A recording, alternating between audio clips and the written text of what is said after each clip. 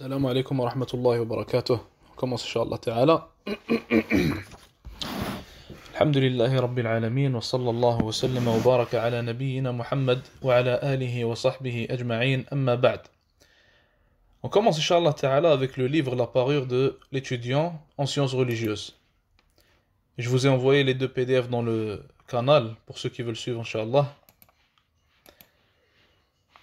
Donc c'est notre troisième cours de ce livre-là, La parure de l'étudiant en sciences religieuses.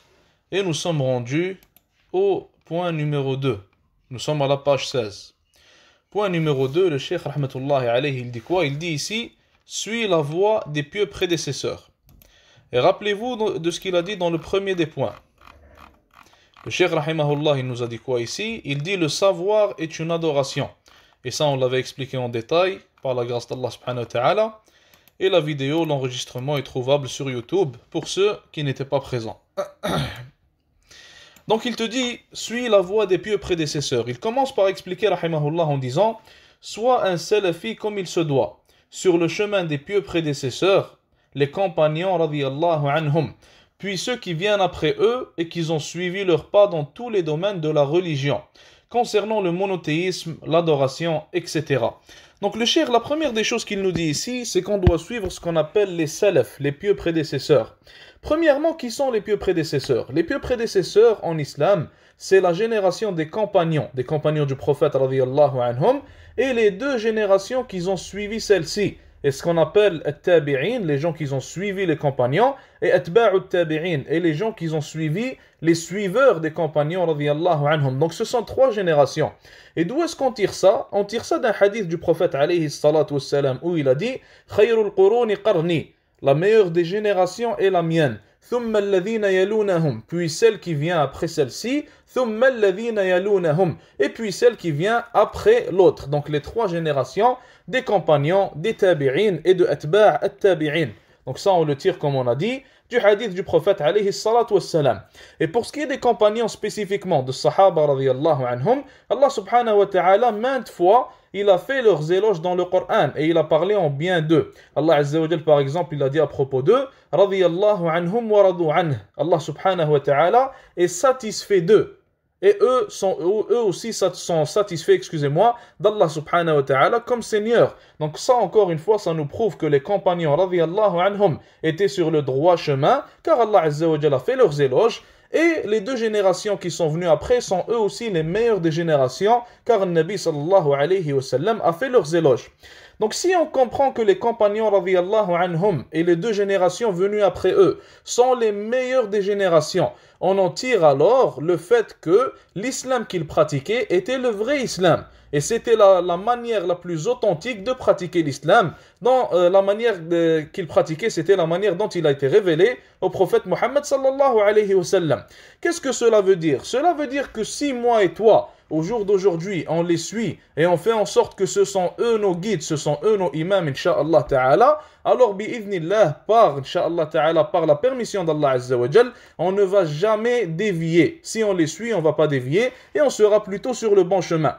Et le fait qu'ils soient aussi, qu'ils pratiquent en fait le vrai islam et que leur islam soit celui qui est authentique, le pur islam, comme il a été révélé, c'est dû à une raison qui est très simple. Les compagnons radiyallahu anhum, ils ont vécu avec le prophète alayhi salatu wassalam. Donc ils voyaient le Coran se faire révéler, ils savaient pourquoi est-ce qu'il a été révélé, et celui qui leur expliquait le Coran et leur expliquait la sunna n'était nul autre que le prophète sallallahu alayhi wa sallam lui-même. Donc ils avaient le meilleur des professeurs, la meilleure personne pour leur expliquer la religion d'Allah subhanahu wa ta'ala, et eux étaient les meilleurs des élèves. Donc toi et moi en tant que musulmans, comme le cheikh nous le dit, c'est une obligation pour toi et pour moi de les suivre, de suivre leur méthodologie, de suivre ce qu'ils ont fait, de les suivre dans leurs croyances, comme il a cité ici, il a dit concernant le monothéisme, car eux étaient sur la bonne croyance, eux n'étaient pas déviants.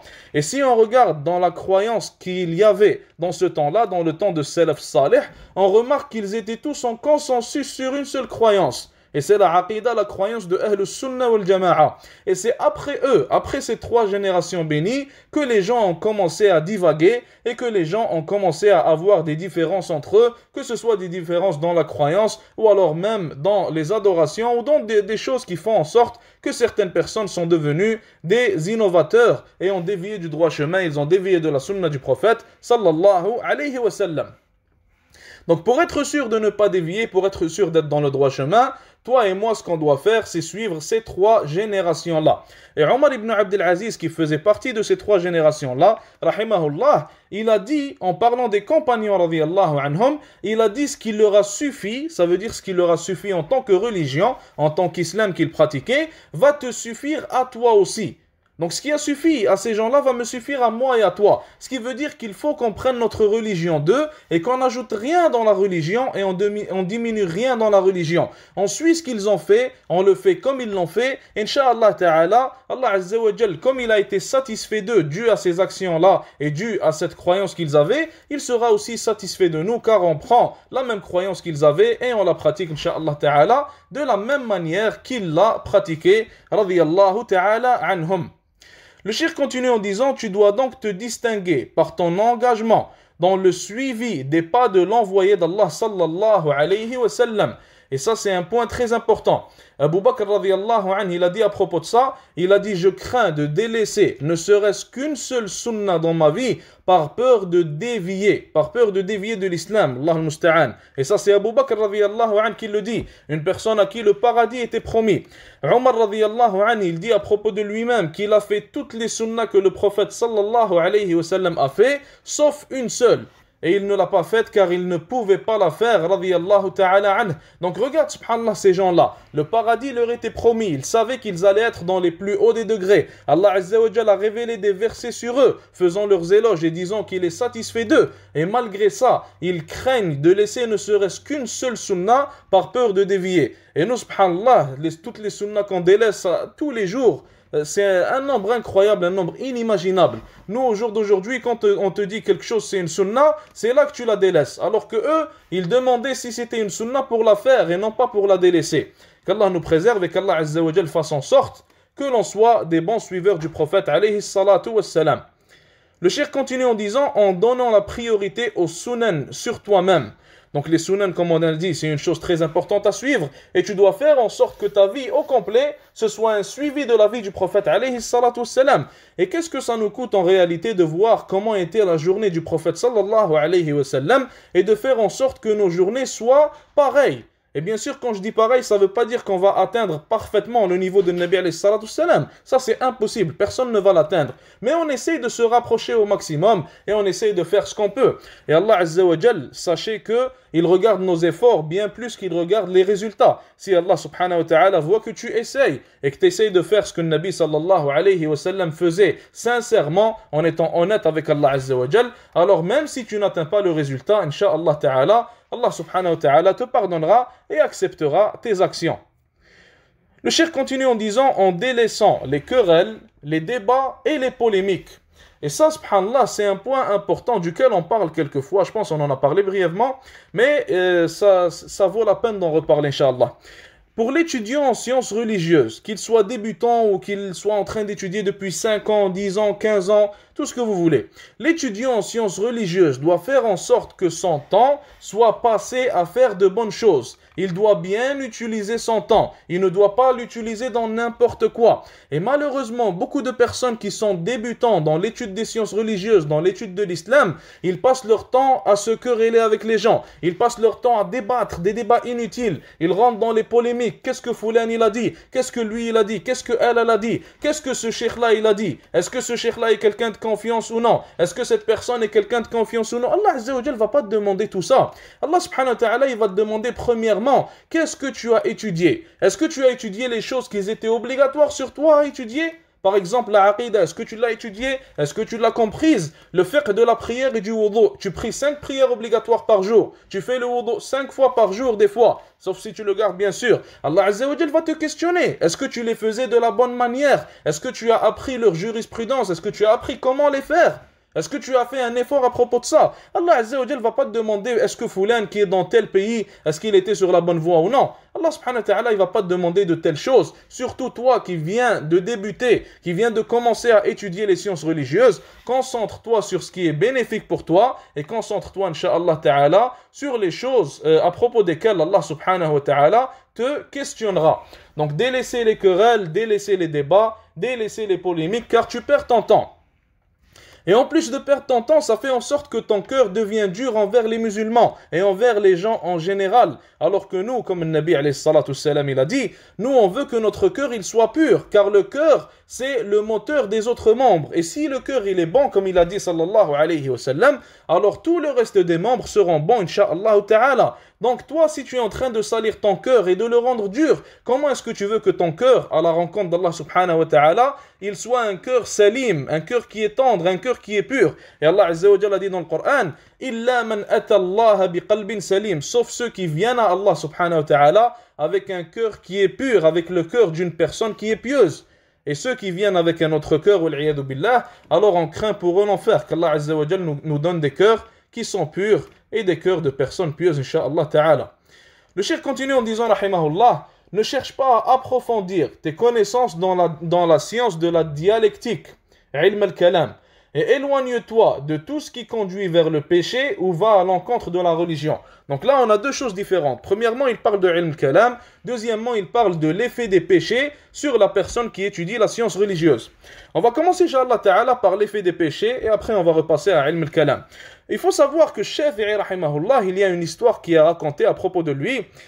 Il est dit que Shafi'i, il était en train de marcher dans un souk. Il était dans un marché, il était en train de se balader, il avait peut-être quelque chose à faire, rahmatullahi alayh, et en se baladant, sans faire exprès, subhanallah, il a vu le pied d'une femme. Et ce pied-là n'était pas couvert par cette femme, elle ne l'avait pas bien couvert. Donc lui, il l'a vu, rahmatullahi alayh. Et Shafi'i était une personne qui avait une très bonne mémorisation. Et il est dit à propos de lui, il est rapporté qu'il devait, quand il mémorisait le Coran, il devait cacher la page qui est à gauche pour pouvoir mémoriser celle qui est à droite. Sinon, il se retrouve à mémoriser celle de gauche aussi et ça le mélangeait. Tellement sa mémorisation était bonne et elle était forte. Donc, Shafi'i rahmatullahi alayh, après ça il a remarqué que sa mémorisation elle est devenue moins bonne qu'elle était. Il n'arrive pas à mémoriser de la même manière qu'il le faisait avant que ne lui arrive cet événement là au marché. Il est allé voir son cheikh, son enseignant qui s'appelle Waki' rahmatullahi alayh, Waki' qui est l'un des plus grands savants de la science du hadith. Il est allé le voir et il a dit dans un poème Shafi'i rahimahullah, shakawtu ila Waki'in su'a hifdhi. Il a dit, je me suis plaint à Waki', à mon cheikh, de ma mauvaise mémorisation. فَأَرْشَدَنِي إِلَى تَرْكِ الْمَعَاصِي. Et il m'a recommandé, il m'a dit de délaisser les péchés. Et la suite, il avait dit وَأَخْبَرَنِي أَنَّ الْعِلْمَ نُورٌ. Et il m'a dit que le ilm, la science religieuse, c'est une lueur. وَنُورُ اللَّهِ لَا يُهْدَى لِعَاصِي. Et la lueur d'Allah, la lumière d'Allah subhanahu wa ta'ala qui est le ilm, ne sera jamais donnée à un pécheur, à quelqu'un qui fait des péchés. Et c'est là le lien avec notre histoire et avec ce que le cheikh est en train de dire. Car si tu suis ce qui conduit vers le péché, ou alors tu suis les péchés, sache qu'Allah subhanahu wa ta'ala va t'enlever la baraka, va t'enlever le succès que tu as dans l'étude de la science religieuse, et Allah subhanahu wa ta'ala pourrait faire en sorte de ne pas t'accepter en fait, de ne pas te laisser être l'une des personnes qui détient cette science, excusez-moi, qui détient cette science religieuse qui est noble, cette science qui parle du Coran et de la sunna du prophète alayhi salatu wassalam, car sachez que comme le Nabi alayhi salatu wassalam il a dit Man yuridillahu bihi khayran yufaqihu fi ddin, celui à propos de qui Allah azza wa jal veut du bien, alors il lui donne la connaissance de la religion. Donc c'est Allah subhanahu wa ta'ala qui choisit à qui il donne cette connaissance, et Allah azza wa jal ne la donne pas à n'importe qui. Cette connaissance là est un privilège qu'Allah azza wa jal donne à ceux qu'il aime, à ceux à propos de qui il est satisfait. Donc si tu deviens l'un des pécheurs et l'une des personnes à propos desquelles Allah Azza wa Jalla n'est pas satisfait, Allah subhanahu wa ta'ala pourrait t'enlever cette science-là et t'enlever ce privilège-là et faire en sorte que tu sois du nombre des ignorants, qu'Allah nous préserve. Abdullah ibn al-Mubarak, rahimahullah, lui aussi avait écrit un poème, excusez-moi. À propos de ça, il a dit Ra'aytu dhunuba tumitu al-qulub. Il a dit j'ai vu les péchés tuer les cœurs. Et il a dit aussi, j'ai vu que celui qui était constant sur les péchés, celui qui ne délaissait pas les péchés, alors Allah subhanahu wa ta'ala l'humiliait.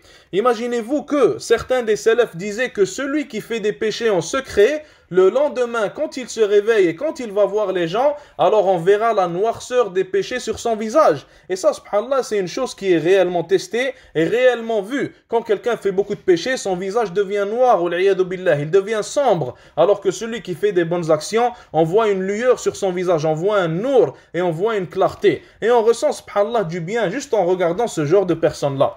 Donc ce qu'on veut dire par là, c'est que Allah Azza wa Jal humilie ceux qui font les péchés. Et quelle plus grande humiliation que l'ignorance dans la parole d'Allah subhanahu wa ta'ala, ou l'ignorance à propos de la parole d'Allah Azza wa Jal et à propos de la sunna de son prophète sallallahu alayhi wa sallam. Maintenant revenons à ilm al-kalam. Il faut savoir que ilm al-kalam, si on veut simplifier ça en quelque sorte, c'est une chose qui est reliée à la philosophie, c'est une chose qui ressemble à la philosophie, et il faut savoir que la philosophie ne fait pas partie de l'islam. Nous en islam, on tire notre croyance du Coran, on tire notre croyance de la sunna, et on tire notre croyance des 3 générations bénies, des 3 meilleures générations qu'on vient de citer, qu'on a cité tout à l'heure, desquelles on a parlé tout à l'heure. Donc ce qui veut dire que si quelqu'un commence à suivre la philosophie comme certains ont fait, comme certaines sectes innovatrices ont fait, c'est un piège dans lequel elles sont tombées, comme les Ash'ari, les Maturidi, certains Soufis, etc. Ils sont tombés dans ce piège-là. Et ils ont suivi tout ce qui est ilm al-kalam, tout ce qui est philosophie, tout ce qui est Socrate, Aflaton, tout ça, etc. Et ils ont fini par tomber, wal-iyadu billah, dans des déviances, surtout à propos de la aqida, à propos de la croyance. Et certains d'entre eux sont même sortis de l'islam dû à ces déviances-là. Pour ça que le cheikh ici, il te parle de ilm al-kalam et il te dit de t'éloigner de ilm al-kalam. Et il faut savoir qu'aucune des 3 générations des salafs n'avait ilm al-kalam et aucune personne dans ces 3 générations-là ne l'étudiait ou ne le prêchait ou alors ne basait sa religion sur ce ilm-là, qui est ilm al-kalam. Et Dhahabi rahimahullah, comme le cheikh le cite ici, le cheikh dit, Dhahabi rahmatullahi alayhi, il a dit, il est rapporté de manière authentique qu'Ad-Daraqutni, et Ad-Daraqutni c'est l'un des plus grands savants du hadith, lui aussi rahimahullah, Ad-Daraqutni a dit, rien ne m'est plus détestable que la science de la dialectique, excusez-moi, ilm al-kalam. Et Dhahabi, il rajoute de sa parole à lui, il dit, je dis, l'homme n'est ni entré dans la science de la dialectique, ni dans la science de la polémique, ça veut dire la science de l'jidal, qui est elle aussi un autre ilm. Et il ne s'y est pas empêtré. Au contraire, il était salafi, voulant dire il suivait la voie des salafs. Et Dhahabi, rahimahullah, ce qu'il est en train de dire ici, il est en train de défendre Ad-Daraqutni, rahmatullahi alayh, qui a été accusé d'être une personne qui suivait la voie de ilm al-kalam, la voie des gens du kalam. Et Dhahabi, il est venu le défendre ici, et il est venu appuyer le fait qu'il est, rahmatullahi alayh, une personne qui suit la voie des salafs, la voie des pieux prédécesseurs. Le cheikh continue en disant, ceux-là, les gens de la sunna et du consensus qu'on appelle Ahlus Sunna wal Jama'a en arabe, sont ceux qui suivent les traces de l'envoyé d'Allah sallallahu alayhi wa sallam. Et ils sont, comme l'a si bien dit Cheikh al-Islam ibn Taymiyyah rahmatullahi alayhi, il a dit, et les gens de la sunna, ils sont les meilleurs parmi les musulmans. Et ils sont les meilleures personnes pour les gens, fin de citation. Parce qu'ils sont les meilleures personnes parmi les musulmans, voulant dire les meilleures personnes en eux-mêmes. C'est les gens avec le plus d'adoration, c'est les gens avec le plus de sincérité avec Allah Azza wa Jal, le plus de crainte d'Allah subhanahu wa ta'ala. Et ils sont aussi les meilleurs pour les gens, car ils sont les plus bénéfiques pour les gens. Ils leur bénéficient dans leur religion, ils leur bénéficient en leur montrant le droit chemin, ils leur bénéficient en leur interdisant les innovations, en leur interdisant tout ce qui est contraire à la voix du prophète sallallahu alayhi wa sallam. Le cheikh finit ce chapitre-là en disant, maintiens-toi donc sur la voie, et Allah Azza wa Jalla a dit dans le Coran, et ne suivez pas les sentiers qui vous écartent de sa voie. Ou en fait, ça c'est pas un verset, Allah Azza wa Jalla a dit autre chose dans le Coran, وَلَا تَتَّبِعُوا السُّبُلَ فَتَفَرَّقَ بِكُمْ عَنْ سَبِيلِهِ. Ou je pense que c'est ça la traduction, Wallahu a'lam. Je pense que ce qu'il a écrit entre les parenthèses, c'est la traduction de ce verset-là. Donc ne suivez pas les sentiers qui vous écartent de la voie d'Allah subhanahu wa ta'ala. Maintenant, troisièmement, on a fini avec le fait de suivre les salafs, on a fini avec ce comportement-là que tout étudiant de sciences religieuses devrait avoir. Maintenant, le cheikh, il dit troisièmement, un troisième comportement que tout étudiant de sciences religieuses qui veut réussir dans ses études doit avoir, et c'est le fait de demeurer constamment dans la crainte révérentielle d'Allah Azza wa Jal, ce qu'on appelle en arabe la khashya d'Allah subhanahu wa ta'ala, la crainte d'Allah subhanahu wa ta'ala, pour faire plus simple. Il faut savoir premièrement que les ulama auparavant, comme le cheikh va le citer, l'imam Ahmad rahimahullah, il disait ça, les ulama auparavant, ils disaient al-ilmu al-khashya.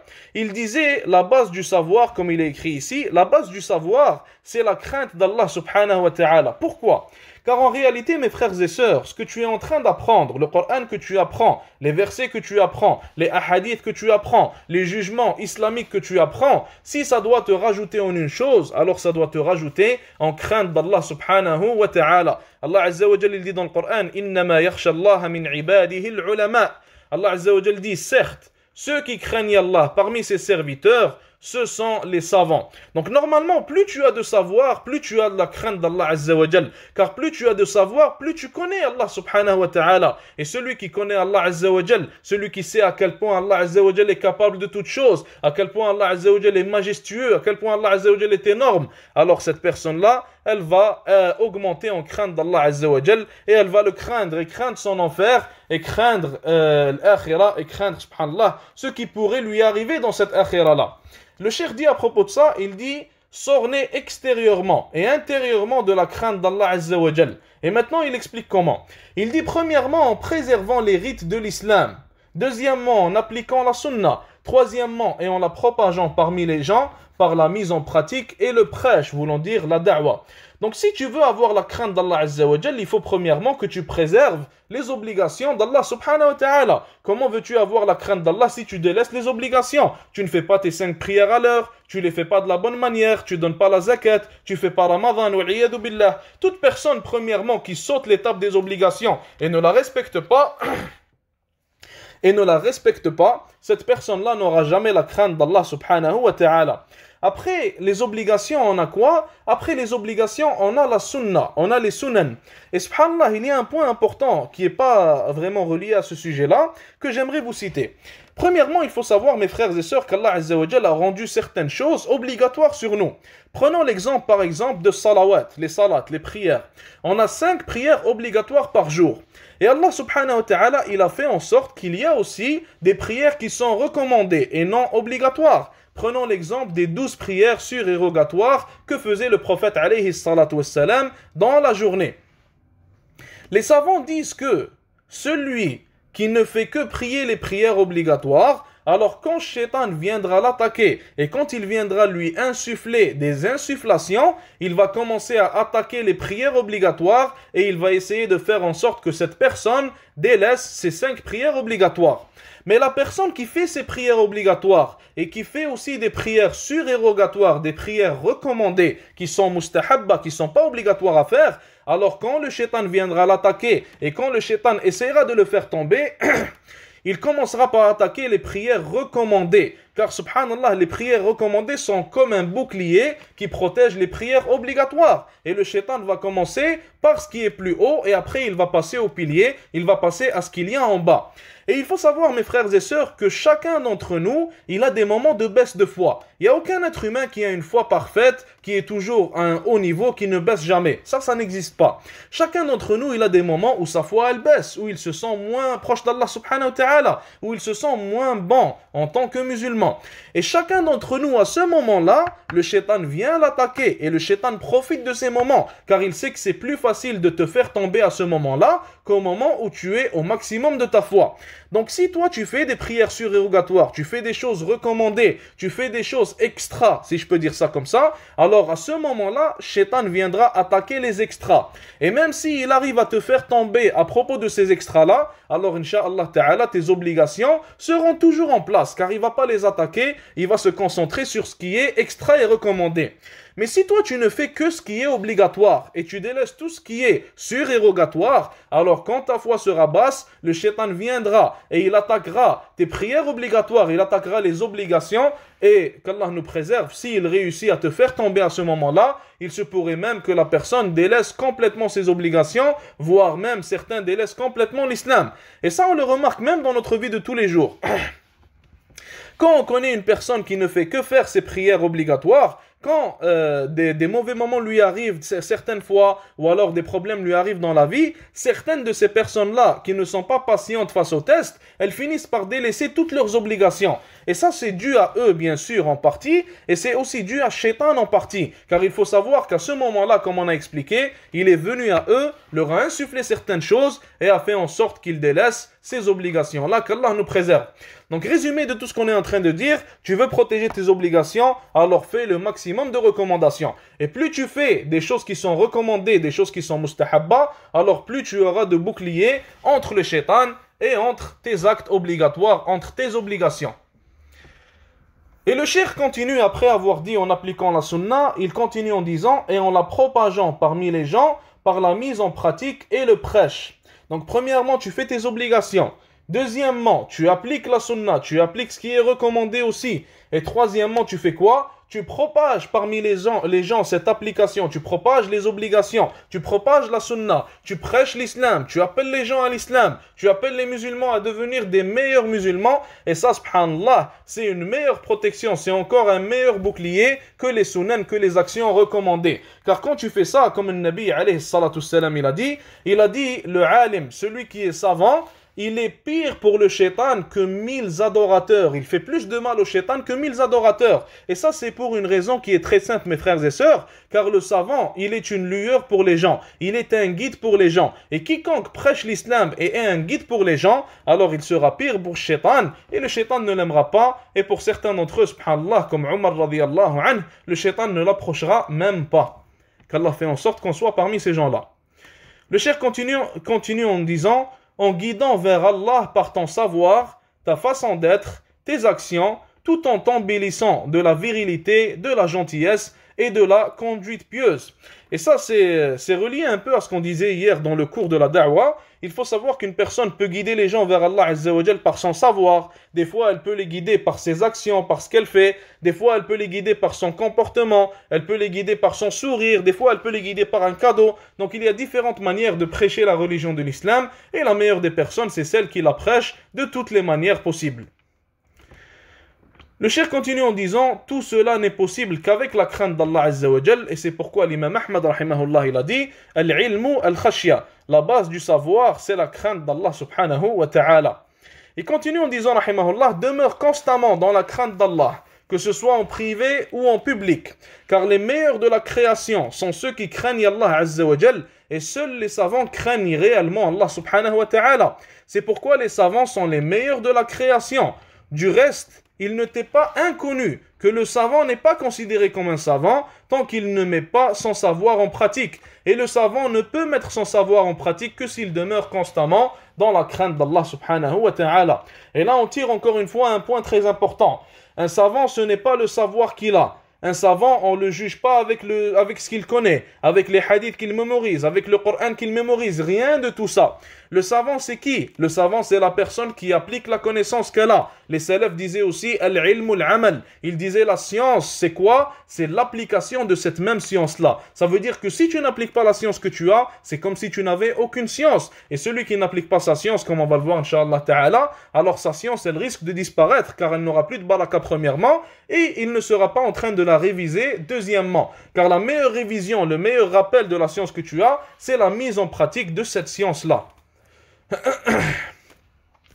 Le cheikh dit, Al-Khatib al-Baghdadi rahimahullah a rapporté avec une chaîne de transmission plutôt inhabituelle, ça veut dire ghariba, pour ceux qui ont suivi les cours de hadith avec nous, une chaîne de transmission ghariba. Le récit des 9 pères, ça subhanallah on appelle ça le hadith des 9 pères, vous allez voir pourquoi. Dans lequel il a dit Abu al-Faraj, Abd al-Wahhab, ibn Abd al-Aziz, ibn al-Harith, ibn Asad, ibn al-Layth, ibn Sulaiman, ibn al-Aswad, ibn Sufyan, ibn Zayd, ibn Ukayna, ibn Abdullah al-Tamimi, nous a informé, donc là il est en train de citer la chaîne de narration, nous a informé de mémoire, et regardez ce qu'il dit, subhanallah, il dit, j'ai entendu mon père dire, j'ai entendu mon père dire, j'ai entendu, donc il va répéter ça 9 fois, excusez-moi, j'ai entendu mon père dire, j'ai entendu mon père dire, j'ai entendu mon père dire, j'ai entendu mon père dire, car chacun d'entre eux, chacun des narrateurs de ce hadith-là, il a entendu le hadith de son père, et chacun d'entre eux, quand il rapporte ce hadith-là, il dit quoi? Il dit, j'ai entendu mon père dire. Et ça se répète 9 fois, car c'est le récit des 9 pères, comme le cheikh l'a cité ici. À la fin, quand ils finissent de tous dire « j'ai entendu mon père dire », on a la narration ici. Et le dernier, il dit quoi? Il dit « j'ai entendu Ali ibn Abi Talib radiyallahu anhu », le compagnon connu, le quatrième des califes bien guidés, le mari de Fatima, la fille du prophète sallallahu alayhi wa sallam, radiyallahu anhum ajma'in. Donc Ali ibn Abi Talib radiyallahu anhu, il a dit, qu'est-ce qu'il a dit? La science a appelé les actions. Donc la science, elle a appelé les actions. Si elles répondent, l'étudiant se souviendra de ce qu'il a appris. Sinon, elle s'en va. Et ça, c'est ce qu'on vient de citer maintenant. En fait, mes frères et sœurs, il faut savoir que la science que tu apprends, elle ne reste pas éternellement dans ton cerveau. Mais plutôt, il faut réviser cette science que tu as apprise. Il faut essayer de t'en rappeler. Il faut la revoir pour ne pas qu'elle parte. Car l'être humain, il oublie. Même le Coran, il s'oublie. Alors que dire des autres sciences?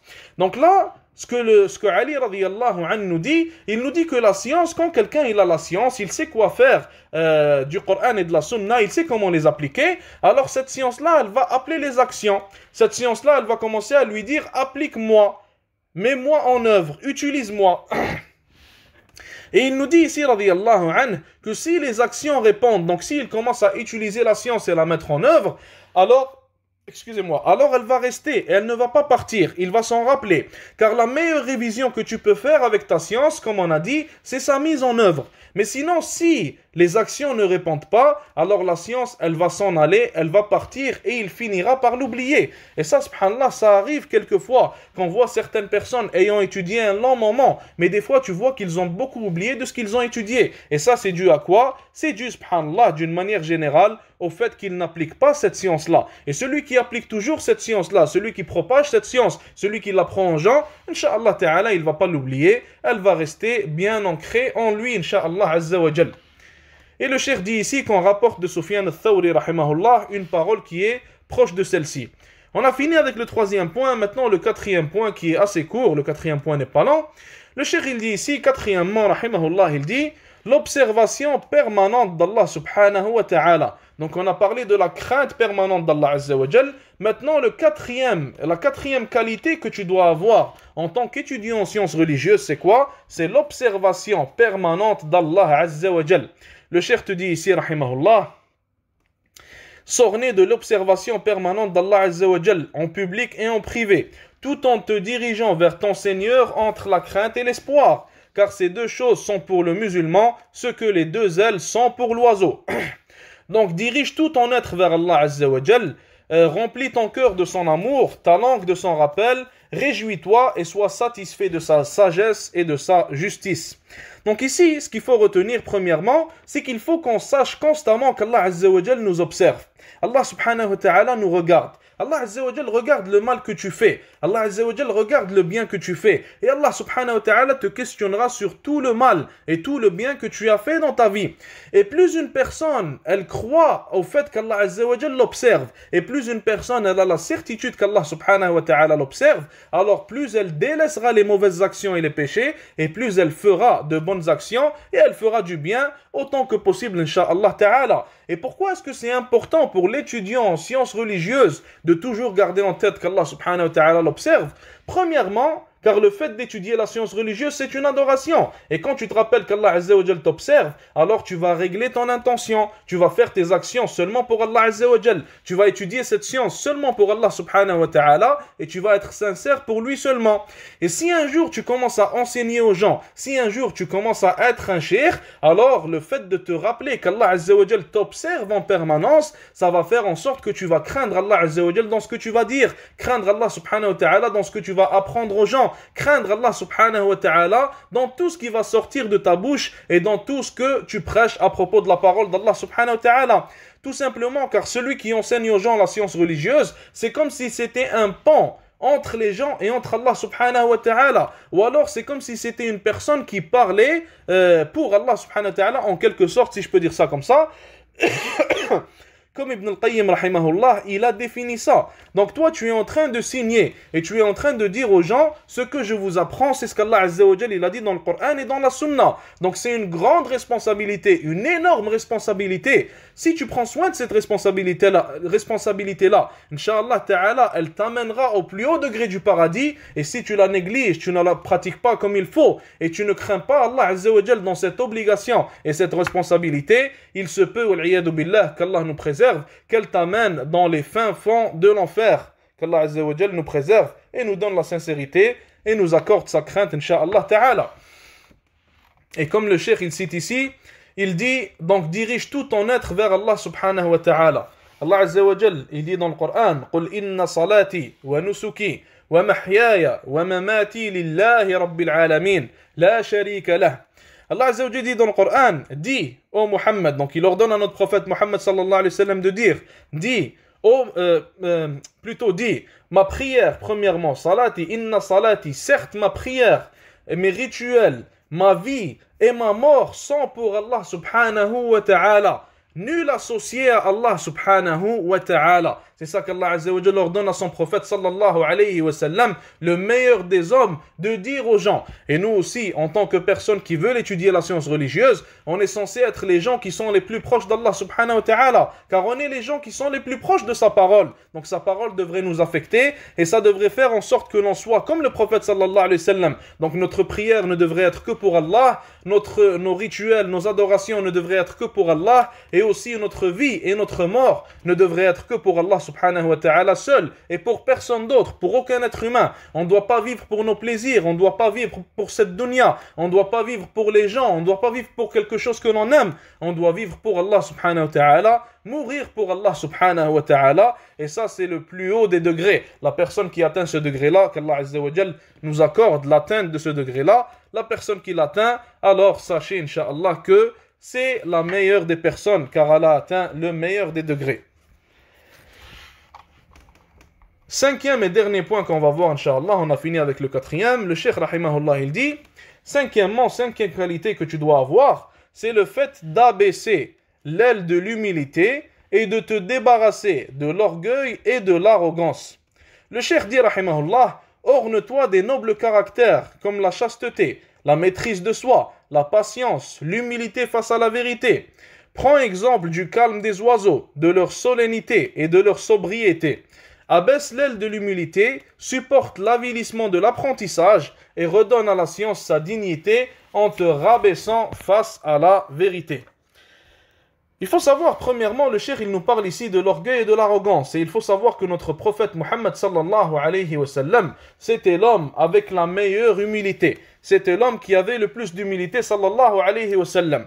Même le jour où le prophète sallallahu alayhi wa sallam, il a conquis Mecca, quand il a conquis Mecca et qu'il était le chef de 10 000 soldats, Allah Azza wa Jal lui a accordé une conquête qui était énorme, une conquête qui a choqué les Arabes, qui a choqué Quraysh, que personne n'a compris en réalité. Même ce jour-là, il nous est rapporté et il est dit que notre prophète sallallahu alayhi wa sallam, il est rentré à Mecca en baissant la tête, il est rentré en toute humilité, car il montre son humilité qu'il a devant Allah subhanahu wa ta'ala, et il délaisse et se débarrasse de tout l'orgueil et de toute l'arrogance. Et les personnes qui sont touchées par l'orgueil et l'arrogance, il faut savoir, mes frères et sœurs, que ces choses-là sont des graves maladies du cœur.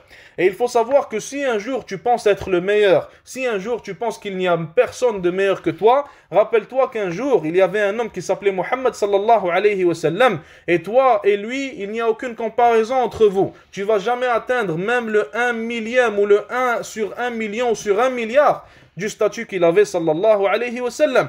Pourtant cet homme-là n'a jamais été arrogant, cet homme-là n'a jamais été orgueilleux, et cet homme-là qui était subhanallah un général de guerre, qui était un imam, qui était la tête d'une société, la société islamique sallallahu alayhi wa sallam, qui était le fondateur de cette société, qui est le prophète, le dernier des prophètes d'Allah subhanahu wa ta'ala.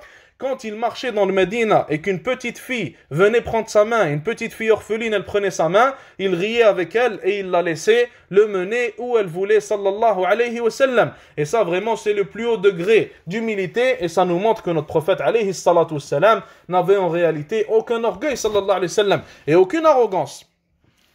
Et ceux qui l'ont suivi, comme Abu Bakr radiallahu anhu, comme Omar radiallahu anhu, nous ont eux aussi montré un exemple en humilité et nous ont montré qu'il ne faut pas avoir d'orgueil et d'arrogance. Omar radiallahu anhu, une fois, il était en train de prêcher. Il faisait le prêche du vendredi. Et il a dit une certaine chose, il a dit quelque chose, et une femme s'est levée et l'a corrigé radiallahu anhu. Et Omar, subhanallah, Omar, c'était Omar. Omar était énorme, sa taille était énorme. Omar faisait peur aux gens. Omar, les gens le craignaient. Omar, les gens savaient qui il était et comment il était. Malgré ça, Omar radiallahu anhu, qui était un général de guerre lui aussi, qui était à la tête de la société islamique, qui avait conquis les Romains et conquis les Perses et qui avait fait tomber leur royaume. Vous savez ce qu'il a dit à ce moment-là? Il a dit aux gens qui étaient autour de lui, les milliers de gens qui assistaient au prêche, il leur a dit, la femme elle a raison et Omar il a tort, radiyallahu ta'ala anhu. Donc ça nous montre, subhanallah, le haut degré d'humilité qu'ils avaient et ça nous montre à quel point il n'y avait pas d'orgueil et d'arrogance dans leur cœur.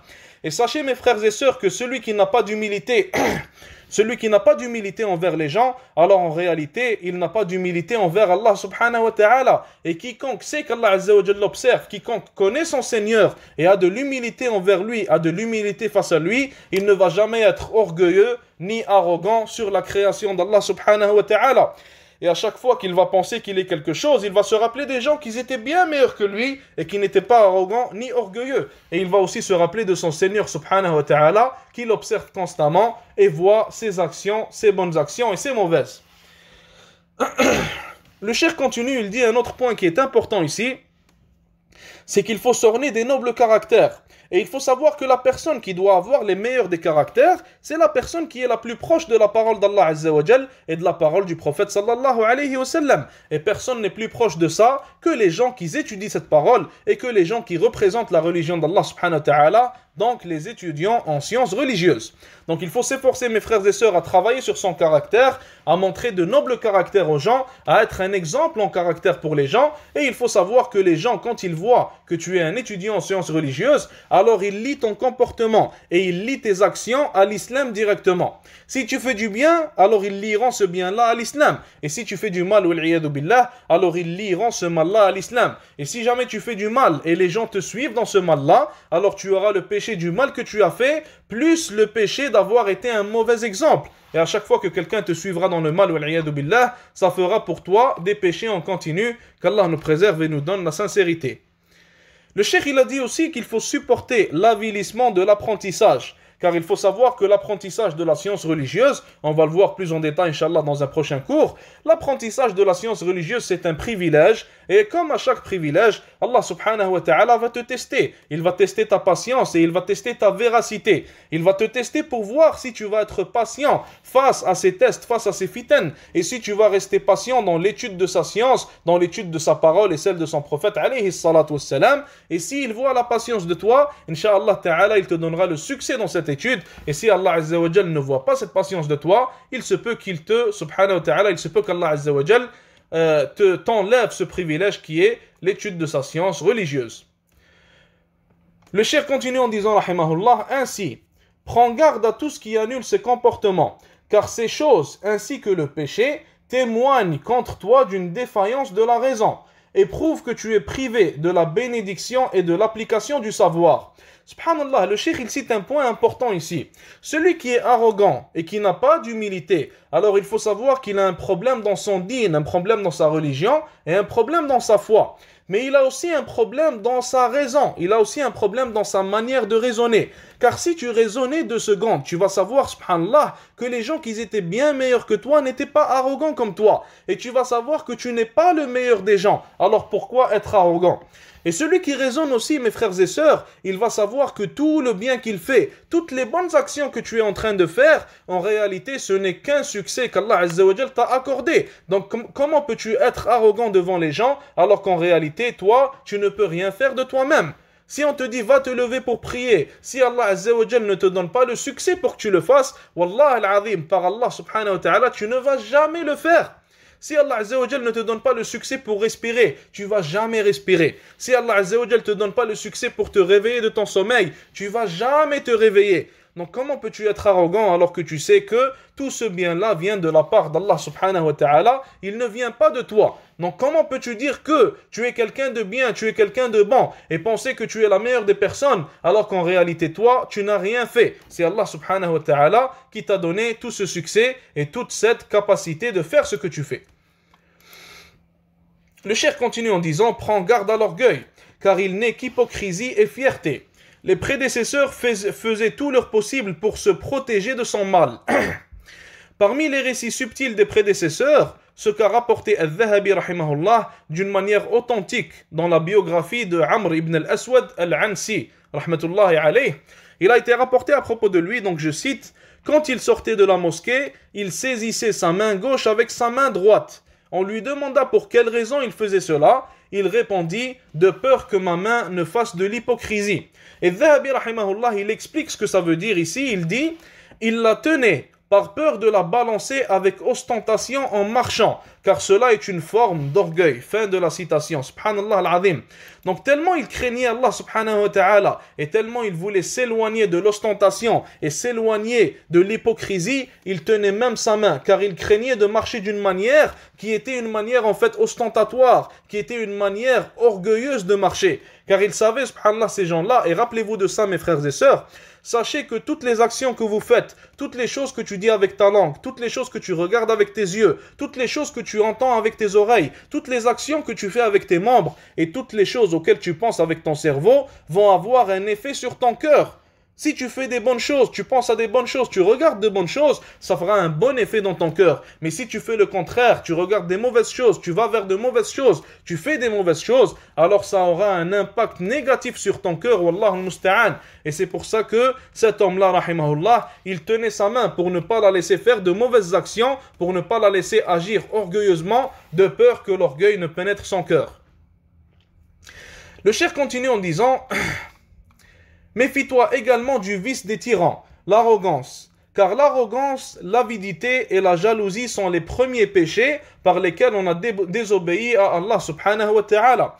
Et le cheikh, ce qu'il veut dire ici, c'est que Iblis, comment est-ce qu'il a désobéi à Allah azza wa jal? Il a désobéi par ces trois péchés-là. Il était arrogant, il était jaloux et il était avide. Et ça a fait en sorte qu'il ne voulait pas se prosterner à Adam comme Allah subhanahu wa ta'ala lui a ordonné de faire. Donc celui qui a ces trois mauvaises qualités-là, si je peux dire ça comme ça, ces trois mauvaises choses en lui, quiconque a ça, alors wal'iyadu billah, on craint pour lui qu'il n'ait une fin comme le shaitan. Et comme le cheikh l'a défini ici, ce sont les vices des tyrans. Et les gens qui deviennent des tyrans, les gens qui sont des tyrans, habituellement, ils vont toujours avoir ces trois vices-là. Donc si tu veux pas être comme eux, tu veux pas finir comme eux, tu veux pas finir comme shaitan, alors délaisse ces trois vices-là et éloigne-toi-en et purifie ton cœur de ces vices-là. Le cheikh continue en disant, être hautain avec ton professeur est une forme d'arrogance.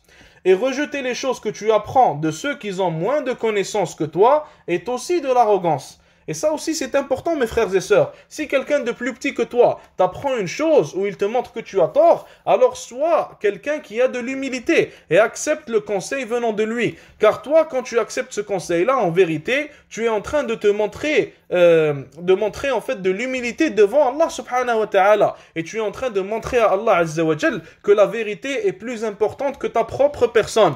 Donc fais passer la vérité, fais passer le haqq avant ta propre personne et ne fais pas le contraire, billah, sinon il se peut, comme on a dit, que tu finisses comme ces tyrans-là. Le cheikh continue en disant, de même que négliger la mise en pratique du savoir que tu possèdes, c'est le comble de l'arrogance. Et c'est une cause de la privation de la science, comme on l'a déjà expliqué. Et dans le poème, il est cité, la science s'échappe du jeune orgueilleux, comme le torrent dévale de la montagne. Garde donc les pieds sur terre, et force-toi à te sous-estimer et à te dénigrer, et lorsque tu pressens l'orgueil, l'arrogance, l'amour de te faire remarquer, ou que tu es étonné de ta propre personne, ou d'autres parmi les choses qui annulent la science, la détruisent, ternissent son prestige et éteignent sa lumière, lorsque ton savoir ou ta position s'améliore, rappelle-toi cela et tu atteindras un statut et un bonheur si grand que les gens t'envieront. Il te dit, rappelle-toi en fait la parole qui va venir maintenant. Donc cette parole, Abdullah ibn Bakr ibn Abdullah al-Muzani, rahimahullah, il a cité, en fait, il a dit « J'ai entendu quelqu'un dire de mon père ». Donc Abdullah, c'est le fils de Al-Muzani, ou le fils de Bakr, excusez-moi. Il a entendu quelqu'un dire de son père. Cette personne-là, elle a dit quoi? Elle a dit que son père, lorsqu'il se tenait debout à Arafat, il a dit « Si je n'étais pas parmi eux, j'aurais affirmé sans doute qu'on leur a pardonné leurs péchés. » Car il faut savoir que les gens, quand ils font le hajj, ils vont se mettre debout sur le mont Arafat. Et les gens qui se mettent debout sur le mont Arafat, Inch'Allah Ta'ala, leurs péchés sont pardonnés.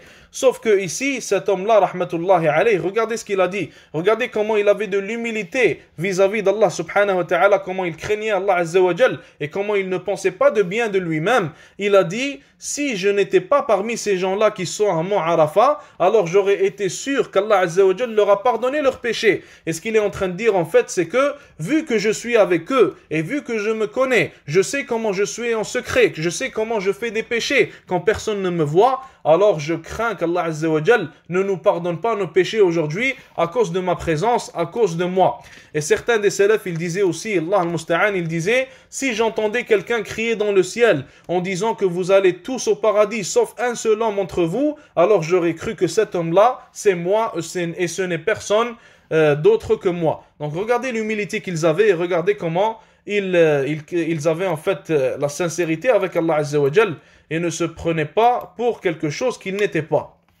Le cheikh finit en disant Al-Dhahabi a mentionné les différents recueils de hadith dans lesquels ce récit est rapporté. Et puis il a dit c'est de cette façon qu'il convient de se rabaisser et de se sous-estimer vis-à-vis d'Allah subhanahu wa ta'ala. Et on aura fini pour aujourd'hui, Inch'Allah. Jazakumullah khair, qu'Allah vous récompense. On ne va pas faire l'autre livre car on a beaucoup tardé. On n'était pas censé aussi tarder. Bref, jazakumullah khair. Wa sallallahu wa sallam wa baraka ala nabiyyina Muhammad. Wassalamu alaykum wa rahmatullahi wa barakatuh.